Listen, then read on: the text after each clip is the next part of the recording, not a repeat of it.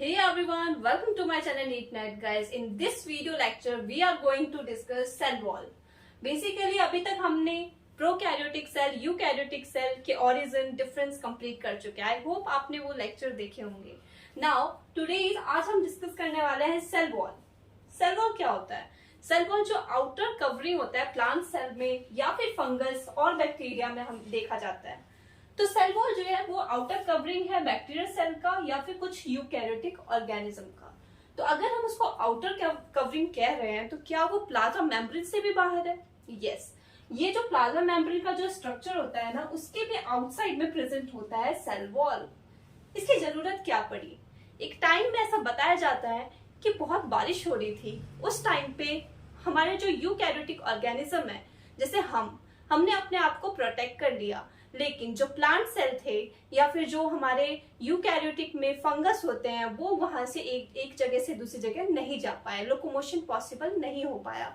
इस वजह से उनको एक्स्ट्रा प्रोटेक्शन के लिए नेचर ने सेल वॉल दिया है.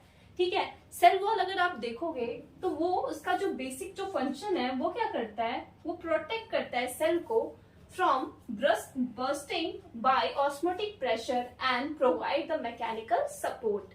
Means अगर जैसे ऑस्मोसिस क्या होता है, जब ऑस्मोसिस प्रेशर बहुत ज्यादा बढ़ जाता है, जब स्वेल हो जाता है कोई भी सेल, तो उसमें ये डर रहता है कि वो ब्रस्ट हो जाएगा या फिर फूट जाएगा या फिर वो इसका जो सेल वॉल जो है वो ब्रेक हो सकता है. ठीक है. उस टाइम पे हमारा जो यहाँ पे जो ये सेल वॉल है ना, ये इसको क्या करता है, प्रोटेक्शन प्रोवाइड करता है. और ये बहुत रिजिड होता है. जो सेल वॉल है वो बहुत रिजिड होता है. ठीक है. और ये क्या करता है, मैकेनिकल सपोर्ट प्रोवाइड करता है. तो ये इसके बारे में भी था, प्लस इसके फंक्शंस भी यही होते हैं. अब अगर बात करें सेल वॉल एनिमल सेल में नहीं प्रेजेंट होता है तो किसमें है? बैक्टीरिया, फंगस और प्लांट सेल. तो बैक्टीरिया में अगर सेल वॉल देखें तो सेल वॉल किससे बना हुआ है? तो बैक्टीरिया में जो सेल वॉल है वो किससे बना हुआ है? पेप्टिडोग्लाइकेन. ठीक है. और फंगस में काइटिन और जो प्लांट सेल में सेलुलोज. ये डायरेक्ट क्वेश्चन आ जाता है तो आपको आना चाहिए. अगर हम पेप्टिडोग्लाइकेन को देखें और इसको अगर मैं ब्रेक करूं दो वर्ड्स में तो क्या बनेगा? पेप्टाइड. और ग्लाइकेन मतलब होता है शुगर और शुगर मतलब होता है पॉलीसैकेराइड्स. ठीक है. इन दोनों को अगर हम मिलाते हैं तो ये क्या बनाता है? पेप्टिडोग्लाइकेन. ठीक है. इसी से बैक्टीरिया का सेल वॉल बना हुआ है. अगर हम पॉलीसैकेराइड में देखें तो जो नैम और नैग होता है, एन-एसिटाइल म्यूरामिक एसिड जो होते हैं, तो ये जो है ये आपस में इंटरेक्ट होते हैं किससे? β14 ग्लाइकोसिडिक बॉन्ड. ठीक है. तो ये आपका स्ट्रक्चर है एक तरह से. पॉलीसैकेराइड के और भी बहुत स्ट्रक्चर होते हैं, तो ये आपस में ज्वाइंट ऐसे होते हैं नैम और नैग के इंटरेक्शन से. बाकी अगर हम देखें सेल वॉल जो होता है, सेल वॉल के बेसिस पे बैक्टीरिया को दो में क्लासिफाई किया गया है. एक तो gram positive and second one is gram negative. तो आइए उसे देखते हैं. तो अभी तक हमने देख लिया कि सेल वॉल जो है उसमें बैक्टीरियल, प्लांट और फंगस में कौन से सेल वॉल किस चीज से बने हुए हैं. नाउ सेल वॉल के बेसिस पे जो बैक्टीरिया है वो दो टाइप में क्लासिफाई हुआ है. एक होता है gram positive bacteria and the other one is gram negative bacteria. ठीक है. ग्राम पॉजिटिव बैक्टीरिया और ग्राम नेगेटिव बैक्टीरिया में क्या डिफरेंस है? अगर आप सेल वॉल देखो, ये जो आपको वेव में दिख रहे होंगे ये क्या है? सेल वॉल है. पेप्टाइडोग्लाइकेन, क्योंकि ये क्या है? बैक्टीरिया.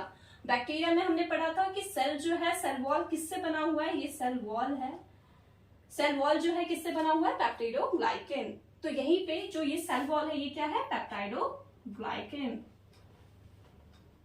ठीक है. ये क्लियर होगा. नाउ इसमें जो सेल वॉल है वो बहुत थिक है. वहीं पे अगर ग्राम नेगेटिव में आप देखोगे तो जो सेल वॉल है वो सैंडविच है दो लेयर के बीच में, दो लिपिड बाय लेयर के बीच में जो सेल वॉल है, एक तो ये बहुत थिन है प्लस ये सैंडविच हो रखा है यहाँ पे. तो इसलिए जब हम ये एक्सपेरिमेंट करते हैं, जो ग्राम स्टेनिंग जो प्रोसीजर है, जब वो हम करते हैं ना, तो यहाँ पे जो क्रिस्टल वायलेट है ये रिटेन हो जाता है. क्यों? क्योंकि इसका सेल वॉल ही इतना थिक है तो ये यहाँ से वापस ही नहीं जा पाते. वहीं पे ग्राम नेगेटिव में क्या होता है कि ये इजिली स्टेन ऑफ हो जाते हैं जब हम इसमें क्या डालते हैं? डीकलराइजिंग एजेंट. आई होप आपको समझ में आ रहा होगा. ठीक है. तो यही है कि ग्राम पॉजिटिव में थिक सेल वॉल होता है, वहीं पे ग्राम नेगेटिव में थिन सेल वॉल होता है. ग्राम पॉजिटिव जो होता है वो मोनोडर्म होता है, और जो ग्राम नेगेटिव है इसमें सिंगल लेयर है। सिंगल लेयर दिख रहा है आपको पेप्टाइडोग्लाइकेन का, ये क्या है, सिंगल लेयर है। ठीक है, नाउ ये सैंडविच हो रखा है बिटवीन टू लिपिड बाइलेयर। तो इन दोनों के बीच में यही डिफरेंस था। अगर मैं आपको एग्जांपल बताऊं तो ग्राम पॉजिटिव के एग्जांपल में स्ट्रेप्टोकोकस आते हैं,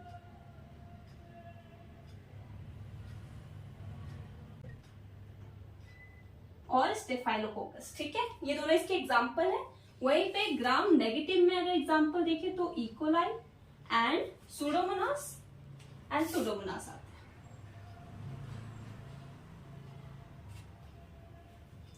ये आपको क्लियर होगा। अगर मैं ग्राम स्टेनिंग वैसे मैं आपको बता देती हूँ वर्बली, लेकिन मैं इसको शॉर्ट्स में एक्सप्लेन अच्छे से कर दूंगी। ग्राम स्टेनिंग जो होता है वो एक प्रोसीजर है जो कि हम माइक्रोबायोलॉजी में यूज करते हैं लैबोरेटरी में। इसमें हम क्रिस्टल वायलेट यूज करते हैं, आयोडीन यूज करते हैं, डीकलराइजिंग एजेंट यूज करते हैं, और फोर्थ वन हम सैफरन यूज करते हैं। ठीक है, क्रिस्टल वायलेट जो है वो हमारा एक प्राइमरी स्टेन होता है, और उसके बाद जो आयोडीन होता है वो मॉर्डेंट की तरह एक्ट करता है। थर्ड वन इज डीकलराइजिंग जो होता है, जो हम एसीटोन या फिर इथेनॉल यूज करते हैं उसको वॉश ऑफ करने के लिए, और वॉश ऑफ जब हम करते हैं तो ग्राम नेगेटिव में वो वॉश हो जाता है क्रिस्टल वायलेट। क्यों वॉश हो जाता है? क्योंकि इसका सेल वॉल बहुत थिन है। इसके बाद जब हम इसमें सैफरन डालते हैं, सैफरन किस कलर का होता है? पिंक कलर का या रेड कलर हम बोल सकते हैं। तो ये इजिली उस कलर को ले लेता है।